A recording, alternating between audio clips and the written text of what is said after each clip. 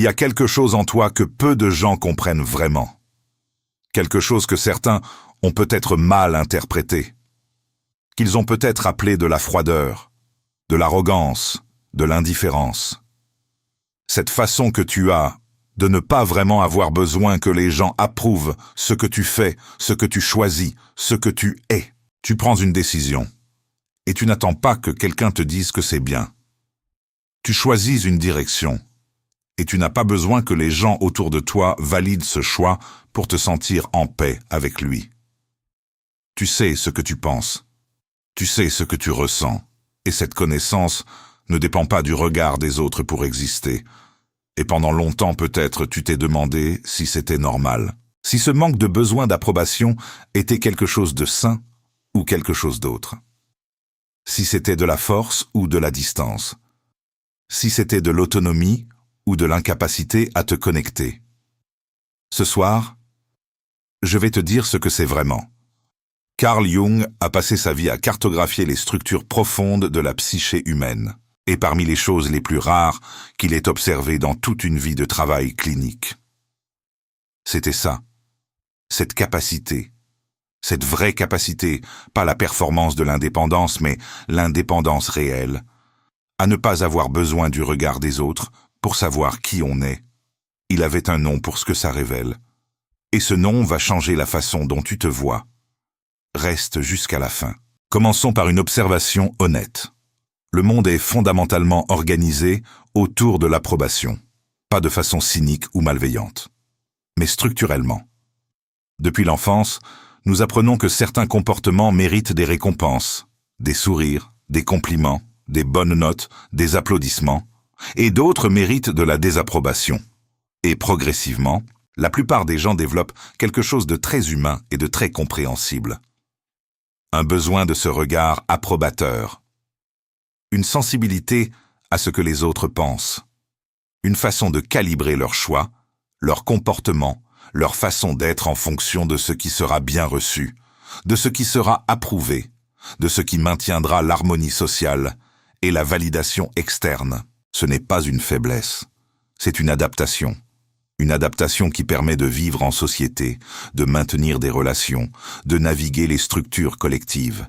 Mais toi, tu as développé quelque chose de différent. Quelque chose que la plupart des systèmes d'éducation et des structures sociales ne prévoient pas vraiment. Quelque chose que les autres ont souvent du mal à comprendre parce qu'ils fonctionnent si différemment eux-mêmes. Tu as développé ce que Jung appelait un centre de gravité interne.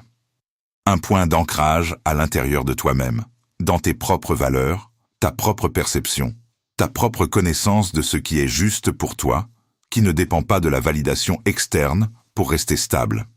Et cette stabilité interne, elle se manifeste de façon très concrète dans ta vie.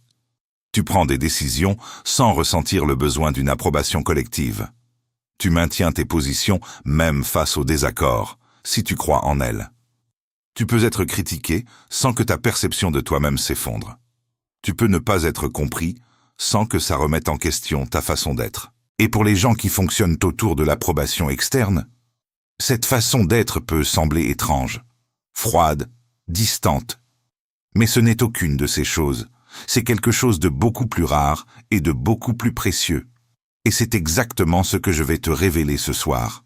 Pour comprendre ce que cette indépendance révèle vraiment sur toi, il faut comprendre comment Jung concevait le développement psychologique humain. Jung avait observé que la plupart des gens organisent leur vie psychique autour de ce qu'il appelait le persona, ce masque social que nous construisons pour interagir avec le monde. Le persona est nécessaire. Il nous permet de fonctionner dans différents contextes, de répondre aux attentes sociales, de naviguer les relations avec une certaine fluidité. Mais le persona a un défaut fondamental. Il est construit vers l'extérieur. Il est fait pour être vu, pour être approuvé, pour correspondre à ce que l'environnement attend. Et quand une personne s'identifie trop fortement à son persona, quand elle confond le masque avec elle-même, elle devient profondément dépendante du regard extérieur pour maintenir son sens de l'identité.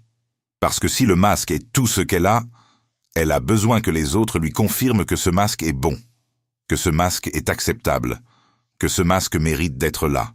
Et la plupart des gens vivent dans cette dépendance sans en être pleinement conscients. Elle est si normale, si universelle, si intégrée dans le fonctionnement social ordinaire, qu'elle semble simplement être la façon dont les humains fonctionnent. Mais Jung avait identifié quelque chose d'autre. Au centre de la psyché, en dessous du persona, en dessous des adaptations et des masques et des identités sociales, il y a ce qu'il appelait le soi. Le soi n'est pas l'ego. Ce n'est pas la personnalité de surface. C'est quelque chose de plus profond et de plus fondamental, l'essence organisatrice de toute la psyché. Le noyau authentique de qui on est vraiment, en dessous de tout ce qu'on a appris à montrer ou à cacher. Et le processus d'individuation, ce voyage vers la version la plus complète de soi-même, est précisément le processus par lequel une personne déplace progressivement son centre de gravité. Du persona vers le soi, de l'extérieur vers l'intérieur, de la dépendance au regard des autres vers une connexion stable avec sa propre vérité profonde. Et toi, tu as fait ce déplacement, ou tu l'as peut-être toujours eu, cette connexion au soi qui ne passe pas par la médiation du regard externe. Ce n'est pas de l'indifférence aux autres. Ce n'est pas un manque d'empathie ou de connexion. C'est simplement que ton sens de toi-même ne dépend pas de leur approbation pour exister. Et selon Jung, c'est l'une des réalisations psychiques les plus rares et les plus profondes qu'un être humain puisse atteindre. Maintenant, je veux être très concret. Parce que cette indépendance dont nous parlons ne se manifeste pas de la même façon chez tout le monde. Elle prend des formes particulières, des formes que tu reconnaîtras dans ta vie quotidienne. Premier signe. Tu peux maintenir une décision face au désaccord sans te défendre agressivement. Voici quelque chose que peu de gens font vraiment. Quand quelqu'un n'approuve pas une décision que tu as prise, quand il exprime son désaccord, sa déception, son incompréhension, tu n'entres pas automatiquement en mode défensif. Tu n'as pas besoin de les convaincre que tu as raison. Tu n'as pas besoin qu'ils comprennent. Tu n'as pas besoin qu'ils approuvent. Tu peux entendre leur perspective, vraiment l'entendre, la considérer honnêtement et rester dans ta décision si tu crois en elle. Pas par rigidité, pas par fermeture, mais parce que ta décision ne dépendait pas de leur approbation pour être valide. La plupart des gens qui ont besoin d'approbation externe font l'une de deux choses face au désaccord. Soit ils cèdent, ils changent leur position pour maintenir l'harmonie et le regard approbateur. Soit ils se défendent agressivement, parce que le désaccord menace leur sens de l'identité et doit être combattu. Toi, tu fais quelque chose de plus rare. Tu restes, calme, ancré, ouvert, mais stable. Parce que ta position ne dépend pas de l'accord de l'autre pour tenir. Deuxième signe. La critique ne t'effondre pas, même quand elle fait mal. Il y a une différence importante entre une critique qui fait mal et une critique qui effondre. La critique peut faire mal. Elle peut toucher quelque chose de sensible. Elle peut nécessiter de la réflexion, du temps, parfois même un travail intérieur. Mais elle ne te définit pas. Quand quelqu'un te critique, ton travail, tes choix, ta façon d'être, tu ressens peut-être quelque chose.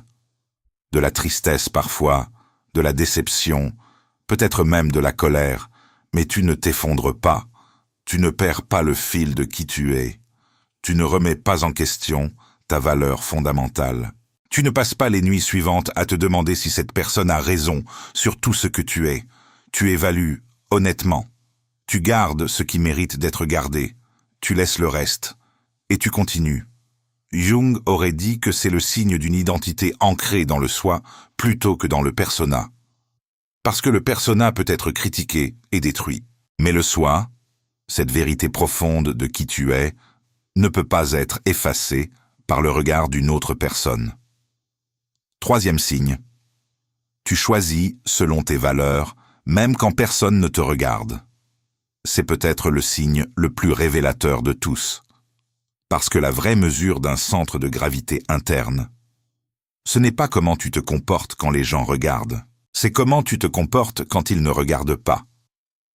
Les personnes qui dépendent de l'approbation externe ont tendance à agir différemment selon l'audience, à être plus généreux, plus honnêtes, plus conformes à leurs valeurs quand quelqu'un peut le voir, à glisser vers la facilité ou la commodité quand personne ne valide.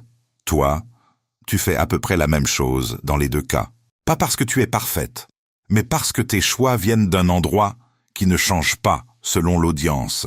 Ils viennent de tes valeurs, de ta compréhension de ce qui est juste, d'une boussole intérieure qui fonctionne indépendamment du regard externe. Jung appelait ça l'intégrité psychique, cette cohérence entre ce qu'on est intérieurement et ce qu'on fait extérieurement, qui ne dépend pas de la surveillance sociale pour se maintenir. 4e signe, tu peux être mal compris sans avoir besoin de te corriger immédiatement. Voici quelque chose de difficile pour beaucoup de gens. Être mal compris. Être perçu de façon inexacte. Avoir une image de toi dans la tête d'une autre personne qui ne correspond pas à qui tu es vraiment. Pour une personne dont le sens de l'identité dépend du regard extérieur, ça peut être presque insupportable. Ça crée une urgence de se corriger, de se réexpliquer, de faire tout ce qu'il faut pour que l'autre personne ait de toi l'image correcte, l'image approuvée. Toi, tu peux laisser ça exister. Pas indéfiniment, pas sans limite. Il y a des situations où clarifier les choses est nécessaire et juste. Mais tu n'as pas cette urgence viscérale d'être immédiatement bien compris et bien vu par tout le monde. Tu sais qui tu es. Et cette connaissance ne dépend pas de la confirmation de l'autre pour rester stable. Jung dirait que c'est la marque d'une identité qui n'a pas besoin d'un miroir extérieur constant pour savoir qu'elle existe. 5e signe. Tu choisis tes relations pour ce qu'elles sont, pas pour la validation qu'elles offrent. Voici peut-être la manifestation la plus profonde de toutes. Beaucoup de gens choisissent leurs relations, consciemment ou non, en partie pour la validation qu'elles offrent.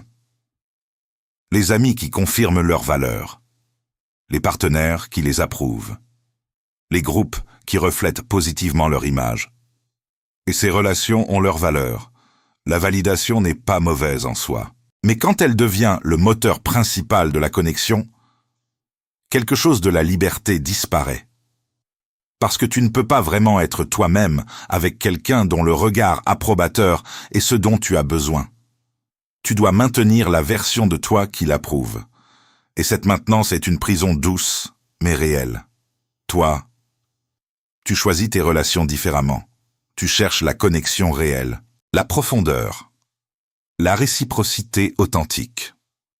Tu peux être dans une relation avec quelqu'un qui ne t'approuve pas sur tout, et y rester si la connexion est vraie et respectueuse, parce que tu n'as pas besoin que l'autre soit un miroir approbateur. Tu peux laisser l'autre être lui-même, y compris dans ses désaccords avec toi, sans que ça menace le lien. Et ça, c'est une des formes de liberté relationnelle les plus rares qui existent. Lequel de ces 5 signes te ressemble le plus? Dis-moi en commentaire. Juste un chiffre. Je les lis tous. Je dois maintenant te parler de quelque chose d'important. Parce qu'il serait incomplet de parler de cette indépendance uniquement comme d'une force, sans nommer les malentendus qu'elle crée. Les façons dont elle peut être mal lue, les prix qu'elle a parfois, ce serait une demi-vérité. Et les demi-vérités ne servent pas vraiment. Le premier malentendu, on te prend pour quelqu'un de froid, parce que tu ne cherches pas l'approbation. Certaines personnes concluent que tu n'as pas besoin d'elles, que tu es distante, que tu ne tiens pas vraiment à elles. Et c'est douloureux parfois, parce que ce n'est pas vrai. Tu tiens, tu es présente, tu es capable d'une chaleur et d'une connexion profonde, mais tu ne la manifestes pas de la même façon que quelqu'un qui a besoin de validation externe. Tu ne cherches pas leur regard pour te sentir bien. Tu ne performes pas l'attachement de façon visible et constante. Et dans un monde habitué à l'attachement visible et constant, l'absence de performance peut ressembler à de l'absence d'attachement. Ce malentendu-là peut créer des blessures réelles. Des personnes qui s'éloignent parce qu'elles se sentent non aimées alors qu'elles sont simplement aimées différemment. Le deuxième malentendu, on te prend pour quelqu'un d'arrogant parce que tu ne cherches pas l'approbation des autres.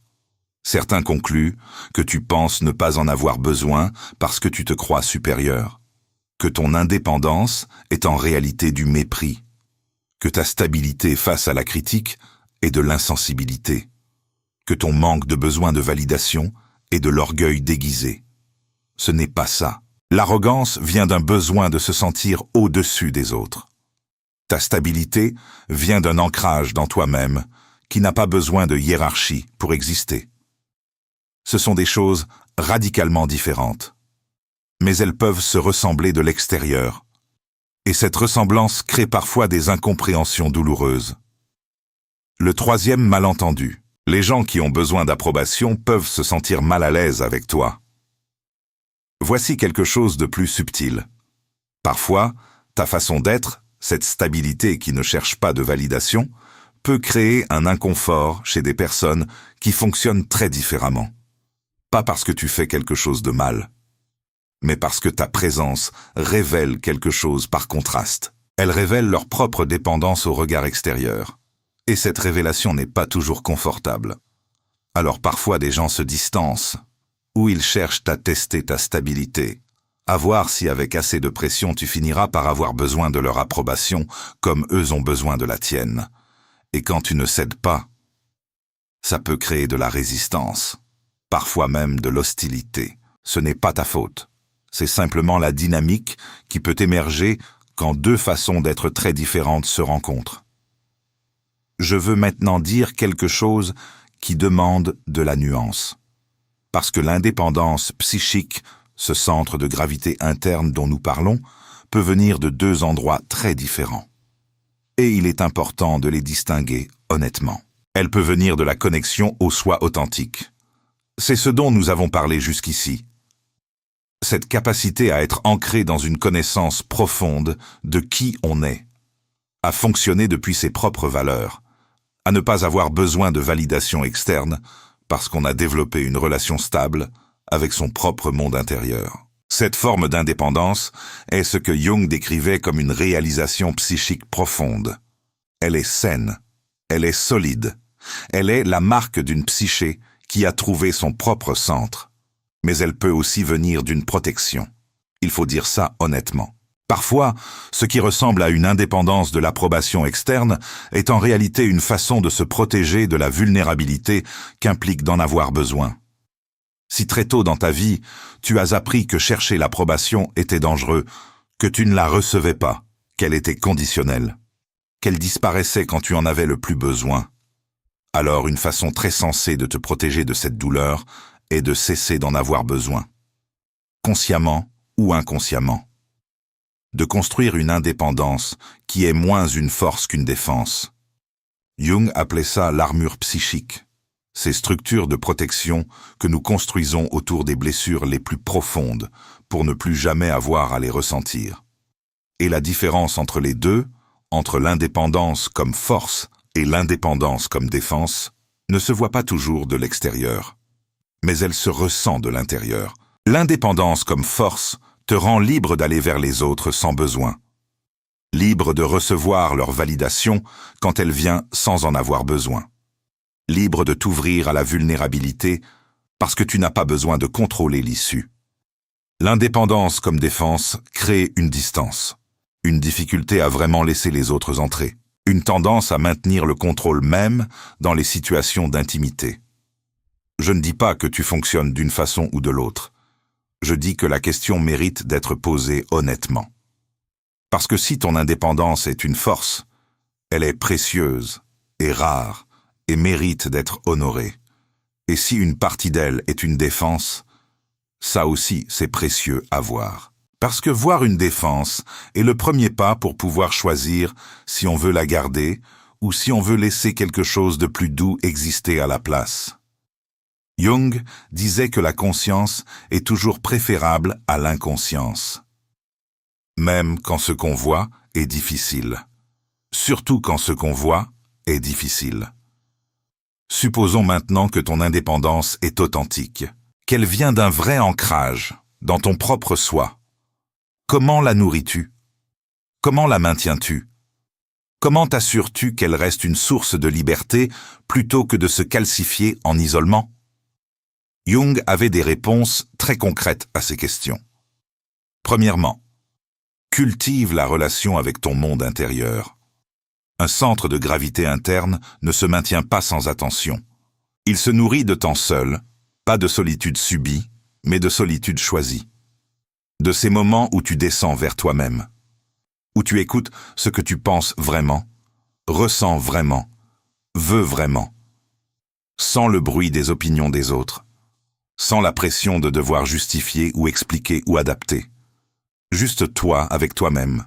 Ce peut être à travers l'écriture, la marche, la méditation, la création, ou simplement ces moments de silence conscient où tu te demandes honnêtement « Qu'est-ce que je pense vraiment de ça? Qu'est-ce que je veux vraiment ?» Ces moments nourrissent le centre de gravité interne.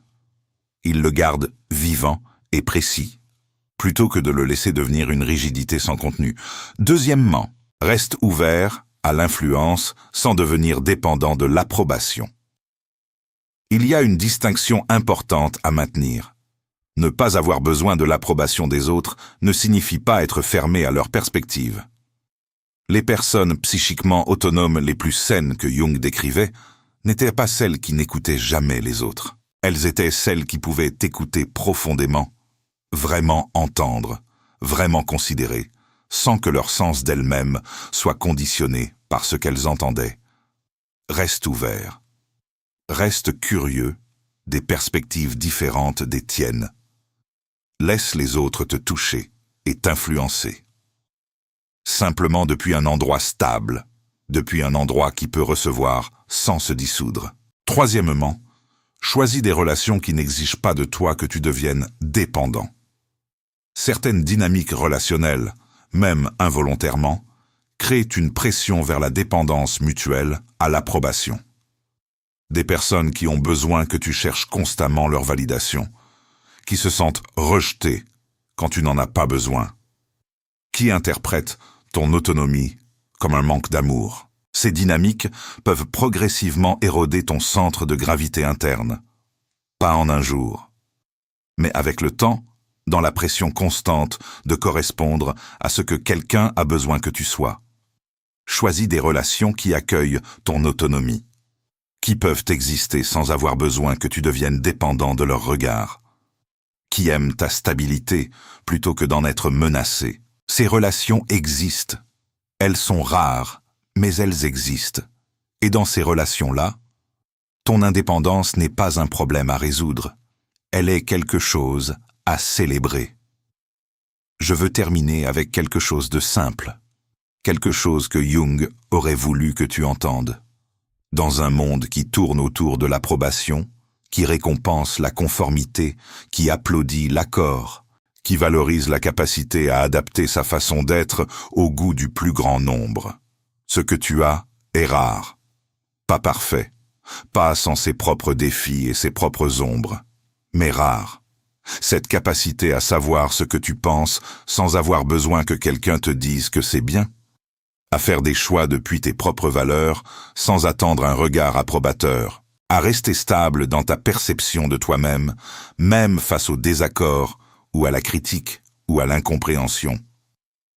C'est le résultat d'un travail psychique profond, que tu aies fait ce travail consciemment ou que tu sois né avec cette connexion plus directe à ton propre soi.